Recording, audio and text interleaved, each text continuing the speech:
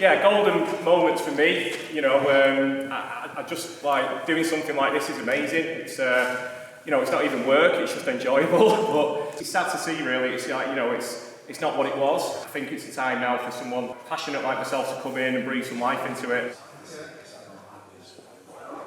I enjoyed that one, the Lancashire Whistle Down the Wind. Whistle Down. Ah, yes, that was enjoyed that one. Yeah. Beat the Thief, crime prevention. It's supposed to be a bag snatch, showing you this bag. What it was set up a cloud of smoke or something. Someone tried to snatch it off you. Yeah. My first recollection of going to the Metro is when it was the Garment, and in particular, what readily springs to mind was the Children's Saturday Morning Club. Cinema manager used to walk on stage with the guy who used to play the piano accordion. And as soon as he stepped on stage, and the noise level rose, and they were cheering and booing. Booing as well, yeah. Just wanted the films rather than listen to him, but yeah. Shortly after that, that's when the film started. And I think it started off with a cartoon. Remember the old cowboys? I used to like the cowboy films. Roy Rogers, Hopalong Cassidy. Don't forget the serials. And then the serials, of course, with the cliffhanger.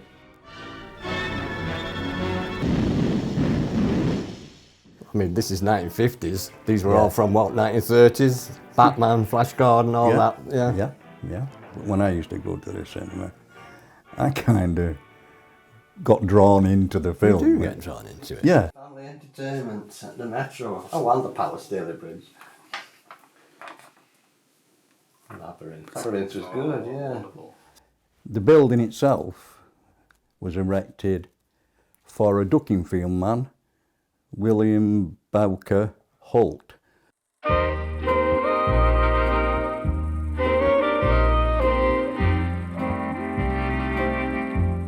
But like the other local cinemas at the time, there was no totally silent films. They had the piano accompaniment or something like that.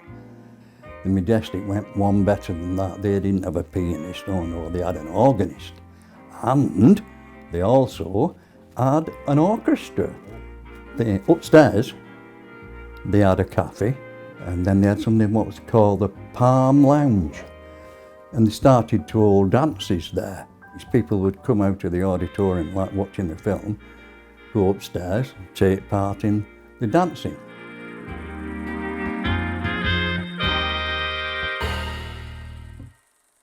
Garment British Theatres, they took over PCT in 1929. That's right. But it wasn't until July 1946 that they changed the name of the Majestic to the Garment. Yeah. So then it became the Odeon in 1962. The main entrance, what's on Old Street there, that was changed. The old columns came down and the steps were relaid. That's when they put the illuminated sign across so they could put on what the films were. Just put the red letters there, didn't they, spell out the name of the films. Yeah.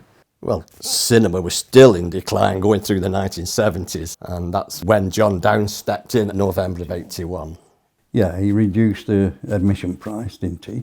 Yeah, he had a new screen and new luxury Pullman seating, as they called it then, you know, so he put the apron stage in. Yeah. Did the dressing rooms at the back there. He did eventually put concerts on there, and he had exhibitions and things like that in the large lobbies, in the foyer, which is very much similar than what they're talking about doing now. He did well. He kept it going. Who Framed Roger Rabbit? That did very well for him. It did, yeah. Excellent. Worked there for about 2 years. I left school at 16. Started to look for a part-time job. There was an usherette position going, and it wasn't a formal interview. You just went into the cinema. I think the manageress at the time was a lady called Joy. She just asked me a little bit about myself and then said, "Great, you've got the job, there's your shirt, can you start tomorrow?" Still got memories of walking into the staff room now and going down a big corridor to get to the freezers to fill your tray up. If there were any breakages, you could eat them, so there was a fair few dropped. I can also remember meeting at Sir Bob Geldof. So now and again they stopped the films and they had the theatre. he was just Bob Geldof, and the Boomtown Rats probably needed a little bit more pocket money, so they ventured to Ashton to do a gig. Made Sir Bob Geldof a cup of tea. I remember watching East is East, and I started laughing, and when I start laughing at things, I can't shut up. And my husband was so embarrassed. He was going, "Sam, that seems about half an hour ago. Stop laughing." Did you know that the Metro was in East is East before you went to see it? No. I was like, "Oh my God, look at that. It's the cinema where I used to work." Uncle. Hey. Assalamu alaikum. Wa alaikum salam. Auntie G, you're looking more beautiful every time I see you. I can remember that I saw E.T. 66 times, because it was the summer holidays, and there was 3 showings a day. They used to have an early matinee, then a later matinee, and then the evening performance. So I was absolutely sick of E.T., and when people say what a fantastic film it was, then I just shake my head, because I just have horror memories of seeing it so many times. The enchantment, the hope, the connection has been made. Queuing up round there for E.T., the extraterrestrial, they had to send for John Downes to come down and help them. Oh, that's right. Because there were that many queuing up to get in, and he was going along counting the queue. and he got to 900 and said it's no good waiting any further, you won't get in. Yeah.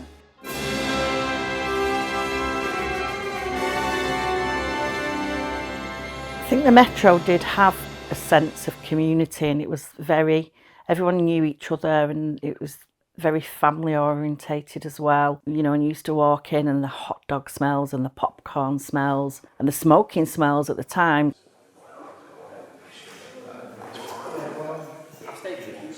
2 of the first films we're going to do are going to be Gremlins, and Zach's going to be here, and you know, you can watch the film with Zach, you can meet him after, you can meet Gizmo. So out of the 2 then, I think you would probably like the first film more than the second. Yes, I greatly prefer the first film. I don't mind the second film. I think it's got some good stuff in it. It's very strange and funny and subversive and, you know, kind of meta or postmodern, if you want to say. I'm a staunch Gremlins 1 guy, if I had to pick. Billy, what are these things? Gremlins.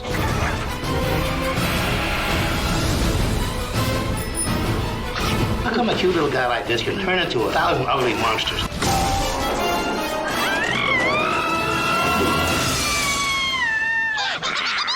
That was Mrs. Deagle.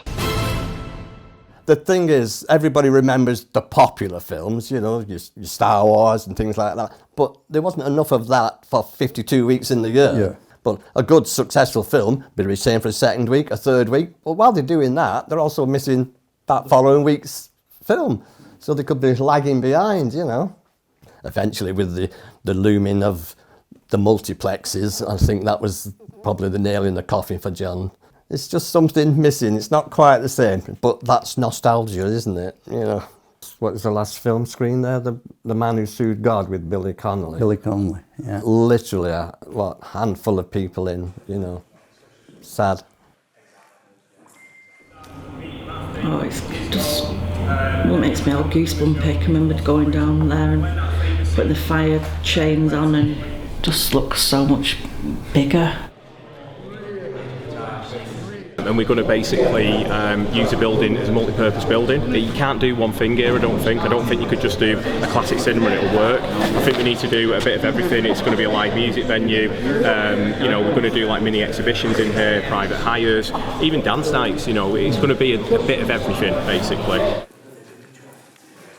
I don't know exactly what his plans are. I don't think anybody just yet. But to keep a lot of the architecture as it was and what is there. That'd be great if they could do that. That's good. It That's would be good. great. It's got to be good news. Yeah, films like Star Wars and things like that, they've got followings.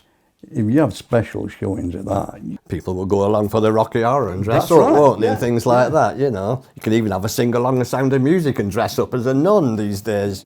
I think I get quite emotional because I think, and it would just take me back to my youth, really. You could take a family there and make memories like I've had. And I'm really, really looking forward to it. I can't wait to see it. It'll be so exciting. personally, what I'd like to see, same in Manchester, at places like the Deaf Institute and Gorilla or somewhere like that, get some of the artists, especially some of the visiting American artists, if you could put them on in that venue, which is far bigger than those venues are, I think they could do really well, and it will attract people from, well, Northwest. Yeah, it'll become a Manchester venue, Yeah, won't it? It's not just an Ashton cinema. Yeah, and if you can do that and still show films, brilliant.